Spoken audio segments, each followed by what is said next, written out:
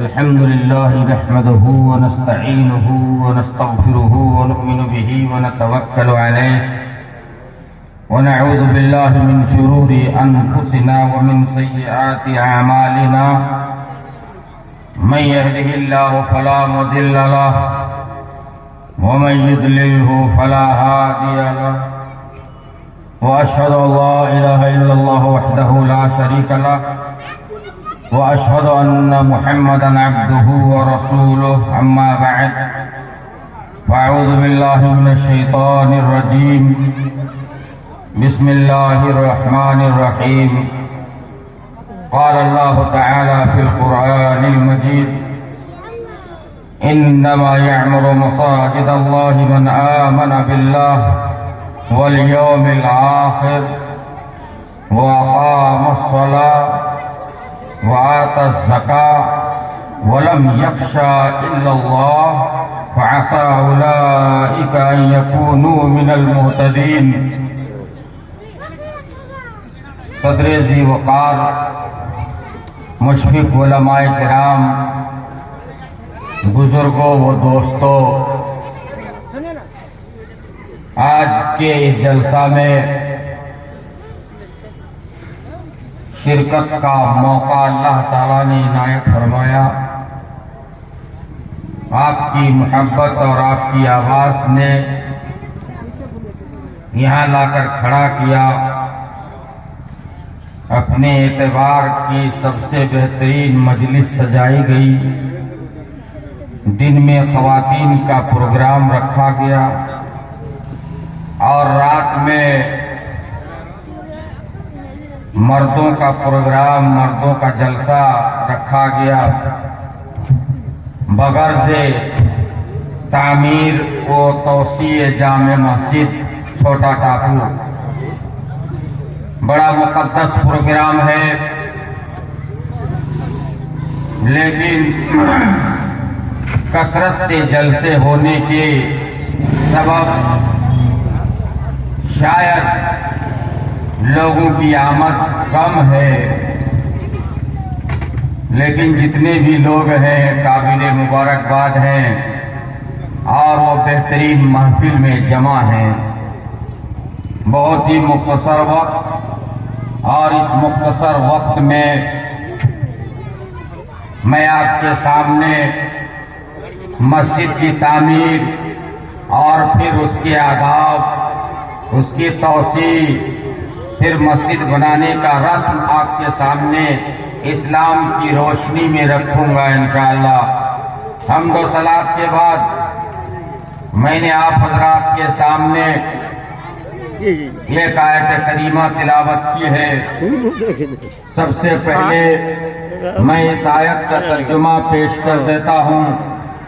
اللہ تعالیٰ ارشاد فرماتا ہے، اللہ کی مسجدوں کو وہی لوگ آباد کرتے ہیں جنہوں نے ایمان لایا اللہ پر اور قیامت کے دن پر، اور اللہ کے علاوہ کسی سے خوف نہیں کھایا.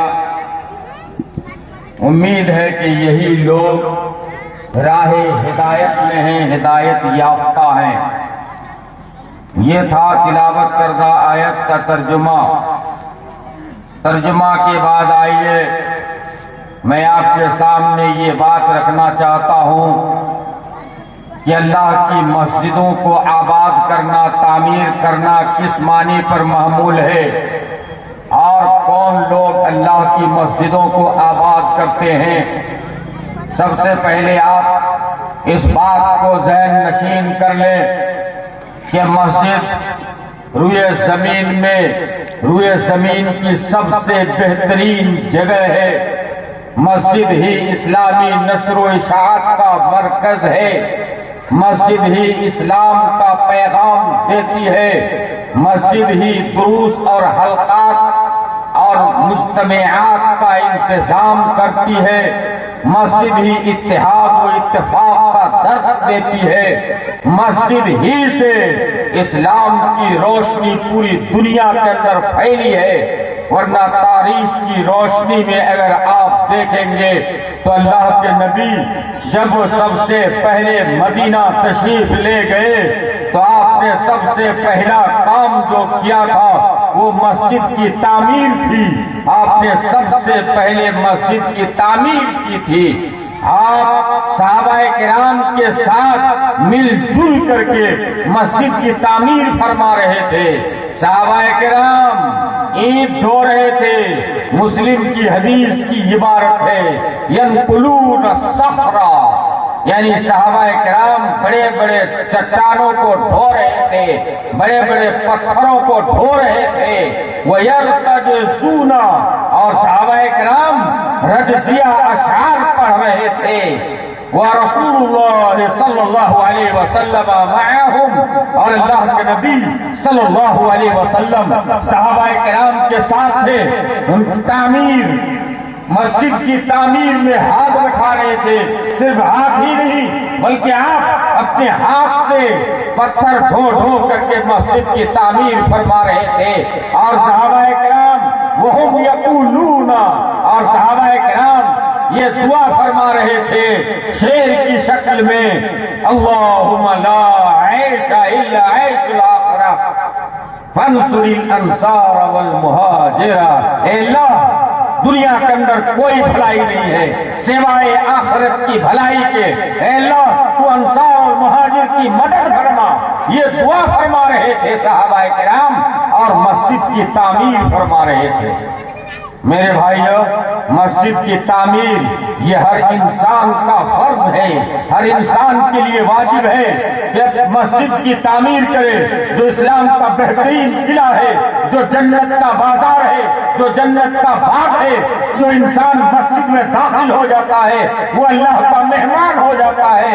اتنی بڑی فضیلت والی جگہ روئے زمین میں اگر ہے تو وہ اللہ تعالیٰ کی مسجد ہے.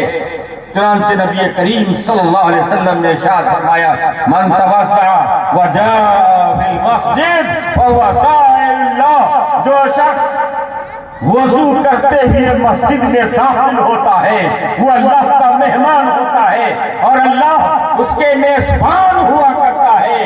میزبان کا حق یہ ہے کہ اپنے مہمان کی تعظیم کرے، اکرام کرے.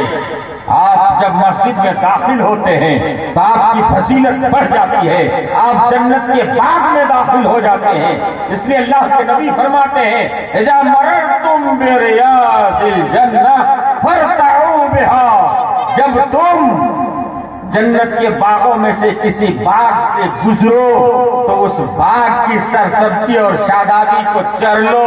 یہ اللہ کے نبی فرماتے ہیں. صحابہ کرام نے کہا اے اللہ کے نبی وما ریاض الجنہ، جنت کے باغ سے کیا مراد ہے؟ آپ کا مقصد کیا ہے؟ آپ کے فرمان سے مراد کیا ہے ریاض الجنہ کا؟ اللہ کے نبی نے فرمایا ریاض الجنہ سے مراد یہ مساجد ہے. اور صحابہ کرام نے اس کے بعد پوچھا اے اللہ کے رسول ومرت، اور مسجد میں چرنے کا کیا مطلب ہے؟ مسجد میں کون سی چیز چلی جاتی ہے، اس کا کیا مطلب ہے؟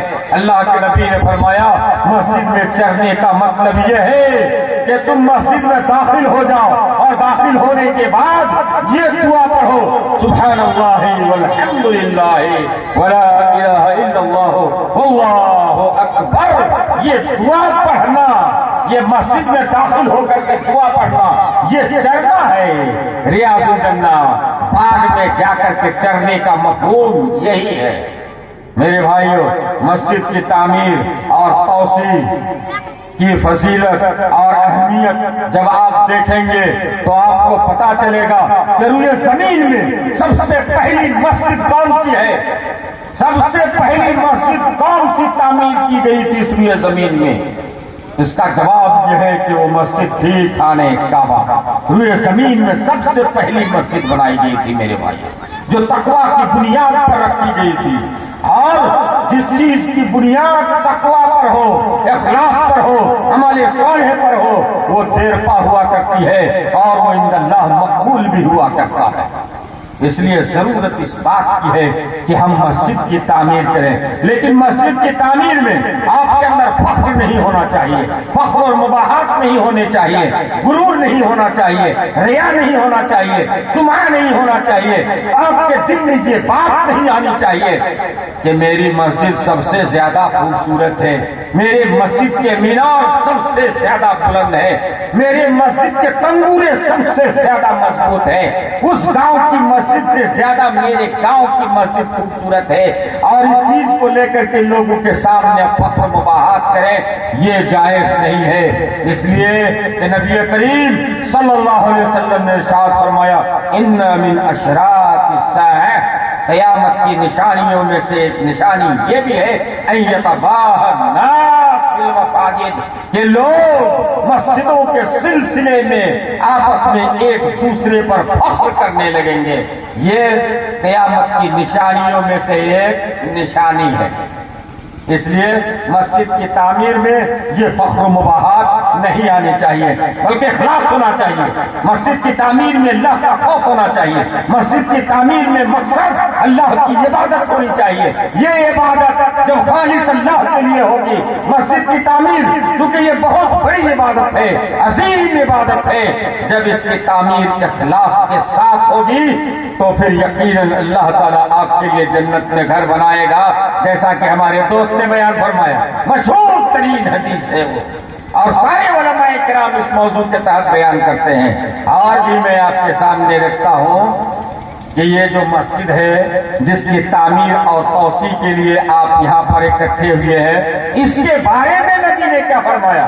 کہا کہ احب البلاد الی اللہ مساجدها، اللہ کے نزدیک سب سے بہترین جگہ، سب سے بہترین مقام، سب سے بہترین شہر یہ اللہ کی مسجد ہے، اور وابغض اللہ، یعنی اللہ کے نزدیک سب سے مبغوض ترین، سب سے بدترین جگہ یہ روئے زمین کے بازار ہے، مارکیٹ ہے۔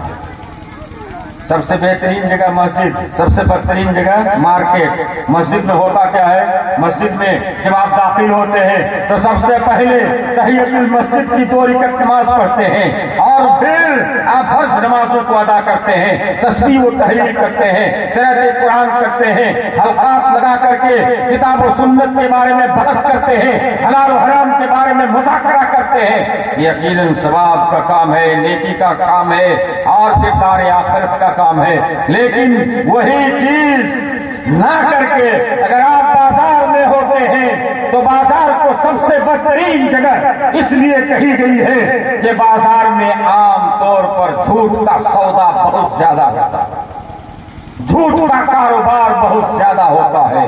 مجھے تو اسی موضوع پر بولنا ہی تھا، بیع و شراء، خرید و فروخت پر ہی بولنا تھا، لیکن مجھے افسوس ہے کہ مجھے اپنا موضوع ہی یاد نہیں رہا۔ بازار میں جھوٹ کا سودا سب سے زیادہ، ایک بھائی بے کر رہا ہوتا ہے، دوسرا بھائی اس کی بے پر بے کر لیتا ہے۔ اگر بائے اس سامان کے بارے میں بائے کہتا ہے کہ اس کی قیمت 10 روپے ہے، اور ایک مشتری آ کر کے کہتا ہے کہ نہیں میں 8 روپے میں مجھے دے دو، تو دوسرا مشتری آ کر کہتا ہے کہ مجھے 12 روپے میں دے دو۔ بے پر بے کرنا یہ حرام ہے، اور یہ حرام کام عام طور پر بازاروں میں ہوا کرتا ہے۔ جھوٹ کا سودا، لین دین میں جھوٹ، ڈنڈی مارنے کا جھوٹ، لان تان کا جھوٹ، غیبت اور چغل خوری، چائے خانوں میں بیٹھ کر کے بڑے بڑے لوگ چغل خوری میں مبتلا ہے، غیبت کرتے رہتے ہیں، ایک دوسرے کا مردہ گوشت کھانے سے گریز نہیں کرتے ہیں۔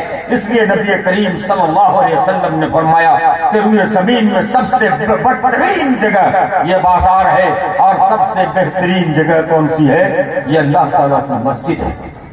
میرے بھائی اور بزرگوں، اس لیے آپ کو مسجد کے آداب اور مسجد میں کیا کرنا چاہیے ایک مسلم کو، اس پر آپ کو غور کرنا چاہیے، اس کو سمجھنا چاہیے، اور سمجھنے کے بعد ہمیں اپنی زندگی گزارنی چاہیے۔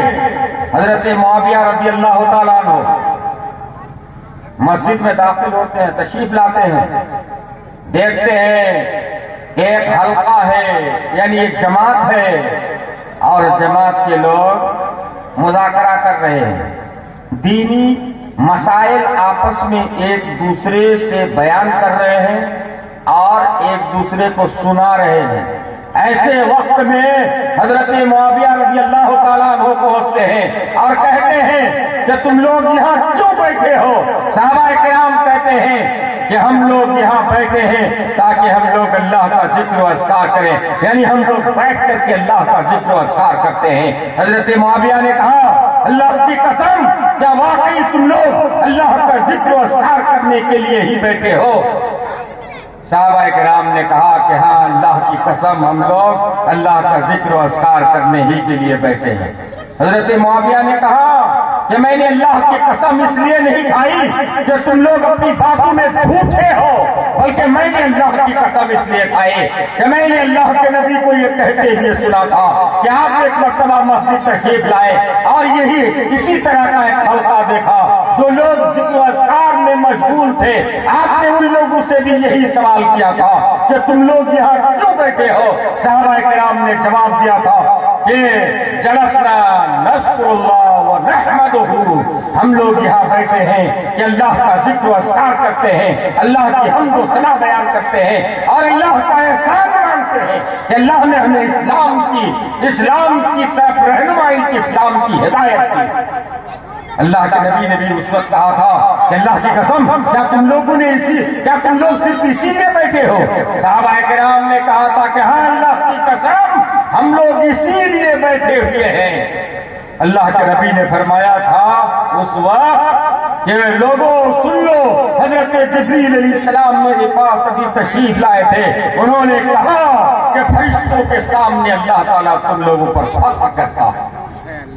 یہ ہے مسجد کے آداب۔ جب آپ مسجد تیار کر لیں، تعمیر کر لیں یا مسجد میں آپ جائیں تو اس بات کا لحاظ رکھیں کہ مسجد میں دنیاوی گفتگو نہ ہو، دنیا کی باتیں نہ ہو، کھیتوں اور کھلیانوں کی باتیں نہ ہو۔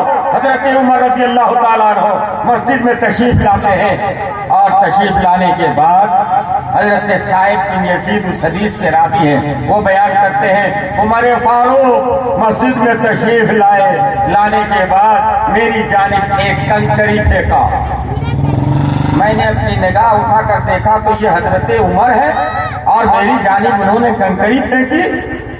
جب میں نے دیکھا آپ کی جانب تو حضرت عمر نے کہا کہ ان دونوں کو میرے پاس لے آؤ، بلا کر کے لے آؤ۔ اور وہ دونوں انسان مسجد میں بیٹھ کر کے بات چیت کر رہے تھے آپس میں۔ حضرت عمر نے کہا کہ ان دونوں کو میرے پاس بلا کر کے لاؤ۔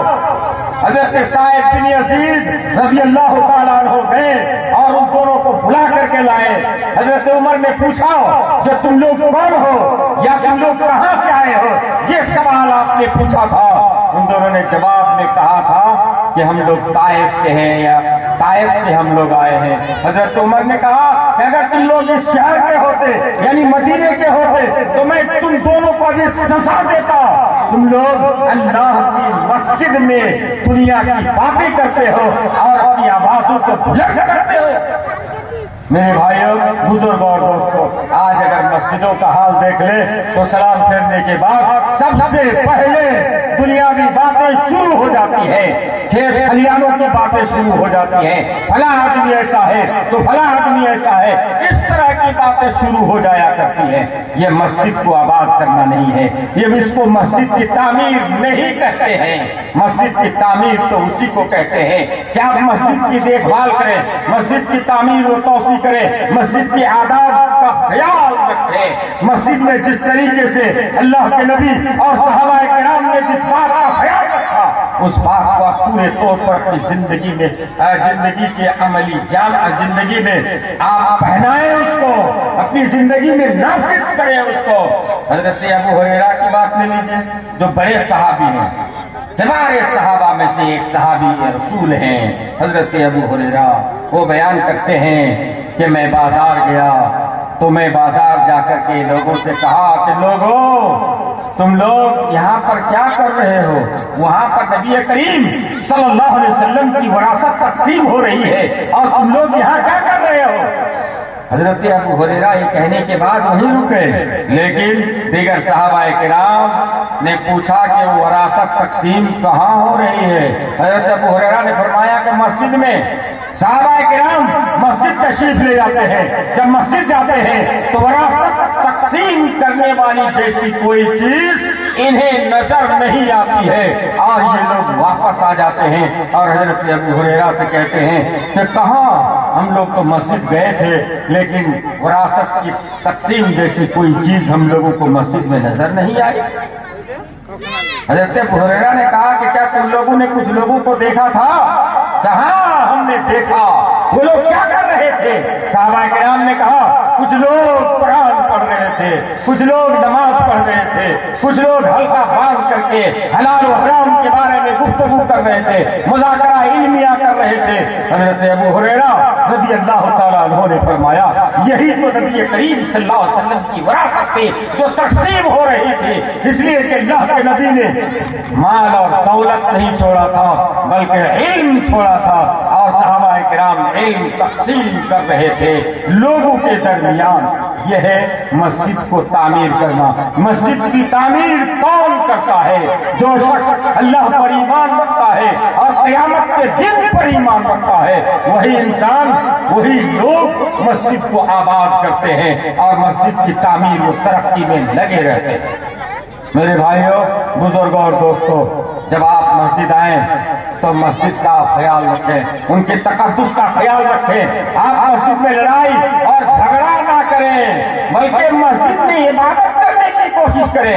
نبی کی حکمت دیکھ لیجئے، صحابہ کرام موجود ہے مسجد میں، اللہ کے نبی کے ساتھ موجود ہے۔ ایک دیہاتی آتا ہے اور آنے کے بعد فقام یبولو، وہ دیہاتی آ کر کھڑا ہوتا اور پیشاب کرنے لگتا، فبالا، اور پیشاب کرنے کھڑا ہوا اور مسجد میں کھڑا ہو کر کے پیشاب کرنا شروع کر دیا۔ اصحاب رسول ان کی جانب دوڑے اور کہا اے انسان، ہے دیہاتی، تم رکو رکو، تم اللہ کی مسجد میں نبی کریم صلی اللہ علیہ وسلم کی موجودگی میں، صحابہ کرام کی موجودگی میں تم پیشاب کر رہے ہو، رکو۔ اللہ کے نبی نے فرمایا لا تظلموا ہو، تم انہیں ملامت نہ کرو، دعو ہو، تم لوگ اس کو چھوڑ دو، فترکو ہو، صحابہ کرام نے اس کو چھوڑ دیا یہاں تک کہ وہ پورے طور پر پیشاب کرنے سے فارغ ہو گیا۔ جب پیشاب وہ دیہاتی کر چکا تو اللہ کے نبی صلی اللہ علیہ وسلم نے اس کو بلایا کہ یہاں وہ دیہاتی آیا۔ آنے کے بعد اللہ کے نبی نے اسے فرمایا کہ انسان، اس مسجد کی تعمیر اس لیے نہیں کی گئی ہے کہ اس مسجد میں پیشاب کر دیا جائے، مسجد میں گندگی ڈالی جائے، بلکہ مسجد کی تعمیر تو اس لیے کی جاتی ہے تاکہ اس میں نماز پڑھی جائے، تاکہ اس میں قرأت قرآن کیا جائے، تاکہ اس میں استغفار کیا جائے، دعا کیا جائے، اذکار کیے جائے، اس لیے مسجد کی تعمیر کی جاتی ہے۔ اور آپ نے فرمایا، صحابی سے فرمایا کہ تم لاؤ ایک بالٹی پانی لاؤ اور اس دیہاتی کے پیشاب پر پانی بہا دو تو وہ جگہ پاک ہو جائے گی۔ میرے بھائیوں، وہ شخص، وہ دیہاتی مسجد میں پیشاب کرتا ہے، باوجود اس کے وہ روکتے نہیں ہیں بلکہ کہتے ہیں کہ پیشاب کرنے دو۔ آج کے ڈاکٹر آج کے زمانے میں ریسرچ کرنے کے بعد کہتے ہیں کہ آدمی کو اگر زیادہ پیشاب لگا رہے تو انسان کی کڈنی فیل ہونے میں دیر نہیں لگتی ہے، اس لیے پیشاب کو نہیں روکنا چاہیے۔ بچہ اگر پیشاب کر رہا ہوتا ہے تو اس کو ڈانٹ ٹپک کر کے اس کو روکنا نہیں چاہیے، کیونکہ طبی نقطۂ نظر سے یا تو اس کی کڈنی فیل ہوگی یا تو پھر اس کے ہارٹ پر اثر پڑے گا۔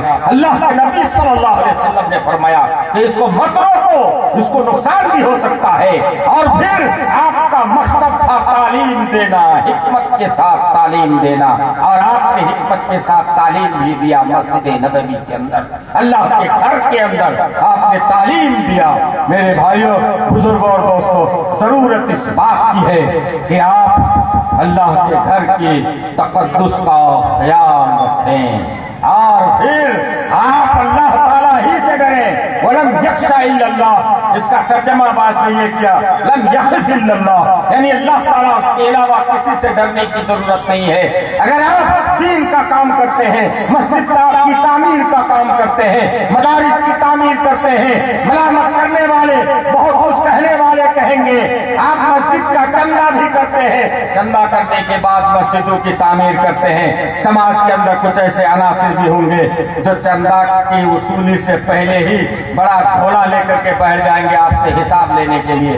وہ اس بات کا حساب نہیں کرے گا کہ مسجد کی تعمیر کتنی ہوئی، کتنی اس میں محنت لگائی گئی، کتنا خون پسینہ بہایا گیا، بلکہ سب سے پہلے وہ بٹوا لے کر کے آپ کے حساب کے پیچھے پڑ جائے گا۔ میرے بھائی کچھ ایسے عناصر بھی ہیں، لیکن مومن کی عادت اور خصلت تو یہ ہوتی ہے کہ وہ کسی ملامت کرنے والے کی ملامت سے خوف نہیں کھاتا۔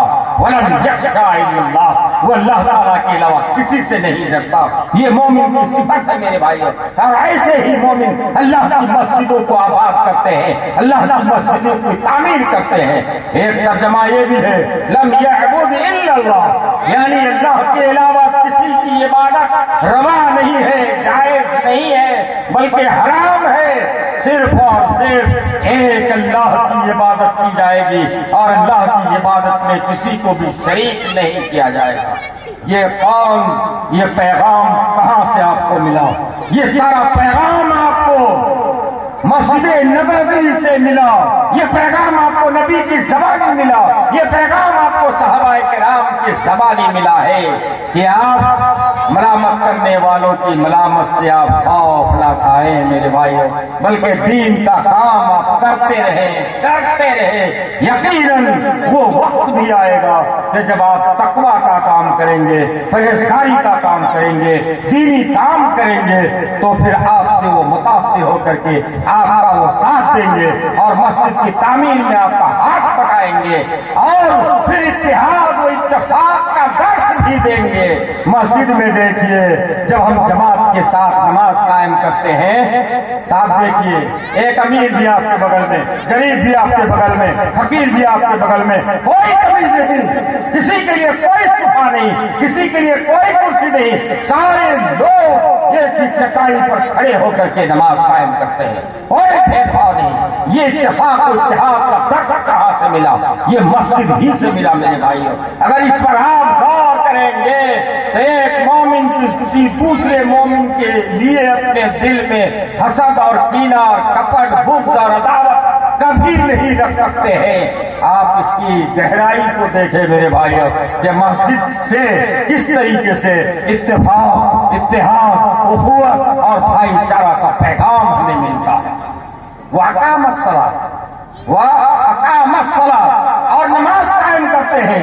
مسجد کی تعمیر صرف اس لیے کی جاتی ہے کہ وہاں پر جائیں اور جا کر کے آپ نماز قائم کریں۔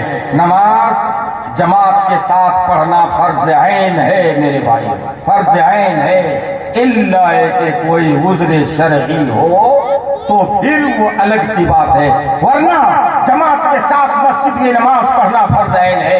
ایک نابینا صحابی اللہ کے نبی کے پاس آتے ہیں اور کہتے ہیں اے اللہ کے نبی انہ لیس لی قائد یقودنی الی المسجد، اے اللہ کے نبی میرے پاس ایسا کوئی نگہبان نہیں ہے، میرا ایسا کوئی سہارا دینے والا میرے پاس انسان نہیں ہے جو مجھے سہارا دے کر کے مسجد تک لے جا سکے نماز کے لیے۔ اے اللہ کے نبی آپ مجھے رخصت عطا فرما دیں تاکہ میں گھر ہی میں نماز پڑھ لیا کروں۔ اللہ کے نبی صلی اللہ علیہ وسلم نے اس کو رخصت دے دیا۔ فلما ولا، جب اسے رخصت مل گئی، وہ جب اس پھیر کر جانے لگے، پھر آپ نے اس کو بلایا، اس نابینا صحابی کو بلایا، اور بلانے کے بعد کہا هل تسمعون النداء، کیا تم اذان کو سنتے ہو؟ اس نابینا صحابی نے فرمایا کہ ہاں ہم اذان سنتے ہیں۔ تو اللہ کے نبی نے فرمایا فاجب، تو پھر تم نماز کے لیے مسجد میں حاضر ہو جاؤ، مسجد میں حاضر ہو جاؤ۔ کتنی تاکید ہے، اگرچہ نابینا انسان کے لیے مسجد میں نہ جانے کی رخصت بھی موجود ہے بخاری کی حدیث میں، اور یہ ابتدائے اسلام کی بات ہے، یہ واقعہ ابتدائے اسلام کا ہے، لیکن میرے بھائیوں ایک تاکیدی حکم نابینا مانا صحابی کے لیے بھی کہ مسجد میں جا کر کے آپ نماز قائم کریں اور پھر نماز اسی طرح قائم کریں جس طریقے سے اللہ تعالیٰ نے اور اللہ کے نبی صلی اللہ علیہ وسلم نے قائم کرنے کا حکم دیا ہے۔ ہمارے سماج کی بڑی اکثریت، نوجوانوں کی بڑی اکثریت بے راہ روی کی شکار ہو چکی ہے اور یہ سارے نوجوان مسجد سے بہت دور ہوتے جا رہے ہیں۔ جب آپ مسجد کی تعمیر و ترقی میں لگیں گے تو آپ کو مسجد سے الفت ہوگی، انسیت پیدا ہوگی، محبت پیدا ہوگی اور آپ مسجد میں جائیں گے۔ بہت سارے نوجوان ایسے ہیں جتنے ہمارے نوجوان باہر رہتے ہیں وہ صرف جمعہ کی نماز ادا کرتے ہیں، اس کے علاوہ 5 وقت کی نماز ادا نہیں کرتے۔ وہ سمجھتے کیا ہے کہ صرف جمعہ کی نماز پڑھ لینے سے ہمارے سارے گناہ دھل جائیں گے، مٹ جائیں گے۔ ایسا کچھ نہیں ہے میرے بھائیوں، نوجوانوں، اس اسٹیج کے ذریعے سے میں آپ کو پیغام دینا چاہتا ہوں، ہماری انتظامیہ کو یہ پیغام دینا ہم چاہتے ہیں کہ آپ نے مسجد کی تعمیر و توسیع کا جو بیڑا اٹھا رکھا ہے تو اب آپ اس بات کا بھی بیڑا اٹھائیں کہ 100% لوگ مسجد میں حاضر ہو کر کے نماز پڑھیں۔ فجر میں 3 لوگ، 4 لوگ، 5 لوگ حاضر ہوتے ہیں، عشاء میں حاضر نہیں ہوتے، مغرب میں مارکیٹ میں رہا کرتے ہیں، عصر میں سوتے ہیں، فجر میں سوتے ہیں۔ آپ مسجد کی تعمیر و ترقی کر کے کریں گے کیا جب آپ نماز ہی نہیں پڑھتے؟ اس لیے اولین شرط یہ ہے کہ مسجد کی تعمیر کے بعد آپ نماز پڑھیں اور نماز قائم کریں، پڑھیں ہی نہیں بلکہ قائم کریں، خود پڑھیں اور دوسرے لوگوں کو بھی مسجد میں لائیں۔ اللہ سے ہم دعا کرتے ہیں کہ الہ العالمین تو ہم تمام لوگوں کو تیری مسجد کی تعمیر کرنے کی توفیق عطا فرما۔ رب العالمین تو ہم تمام لوگوں کے خطیات، منکرات اور لغویات کو درگزر فرما دے۔ اے اللہ تو ہم تمام لوگوں کو پکا اور سچا نمازی بنا دے، ہمارے نوجوانوں کو مصلح بنا دے، ہمارے علماء کرام کو دین کی ترویج و اشاعت کرنے کی توفیق عطا فرما۔ اے اللہ تو ہماری مساجد اور مدارس کی حفاظت فرما۔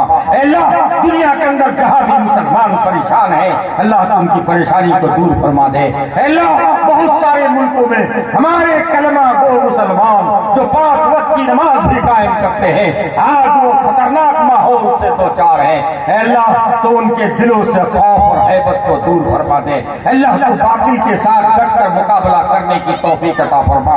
اے اللہ، اے رب العالمین تو ہمیں سب سے پہلے مسجدوں کو آباد کرنے کی توفیق عطا فرما۔ اے اللہ ہم سے پہلے جو لوگ گزر چکے ہیں وہ کس حال میں ہمیں نہیں معلوم۔ اے اللہ تو ان کے سارے خطیات کو، ان کے گناہوں کو معاف فرما دے۔ اے اللہ تو ان کی قبروں کو روشن فرما دے۔ اے اللہ ہمارے اساتذہ کرام کی مغفرت فرما دے۔ اے اللہ جنہوں نے قبرستان میں اور مساجد میں زمین وقف کی ہے اے اللہ اس کے بدلے میں اس کے سارے گناہوں کو معاف فرما دے اور ان کے قبروں کو روشن کر دے، ان کی قبر میں جنت کا انہیں لباس پہنا دے۔ اے اللہ اگر ان کے اندر ان کی قبر میں کوئی تکلیف ہے اللہ تو ان کی تکلیف کو دور فرما دے۔ یا رب العالمین ہم خاطی و گنہگار بندہ تیرے نبی کی حدیث اور تیری باتوں کو لوگوں کے سامنے بیان کیا۔ اللہ تعالیٰ تو ان تمام باتوں پر انہیں عمل کرنے کی توفیق عطا فرما۔ آمین وآخر دعوانا الحمدللہ رب العالمین۔ السلام علیکم ورحمۃ اللہ۔